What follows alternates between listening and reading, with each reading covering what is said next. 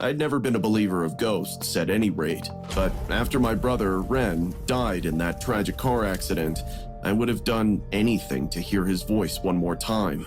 Anything.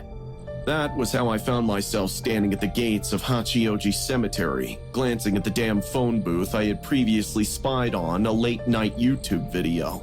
The grainy footage of some guy picking up the receiver with a shaking voice and muttering things about whispers, breathing, and voices calling his name.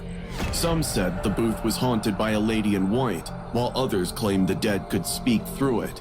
I cared not about the myths. All I wanted was to speak to my brother.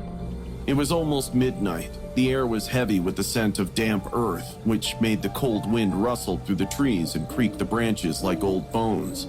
My hands began to tremor as I stumbled forward. Each step crunched on the gravel.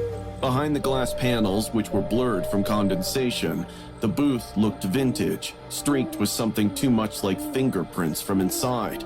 My stomach twisted. I inhaled deeply and pushed open the door. It creaked loudly, as if in protest against my presence. Inside was air that felt different, heavier with a compound of mildew and something metallic like rust or dried blood. My heartbeat raced as I picked the black receiver up. The line was dead.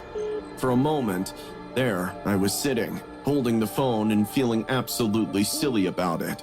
Surely this was no reality. The grief had driven me to such lengths where I got desperate enough to chase ghost stories. I would almost have laughed at myself when, all of a sudden, the static crackled. I froze. The half-familiar voice that came through was all but inaudible, just a thin breath of sound. My heart surged into my mouth. "Brent?" I whispered. Silence.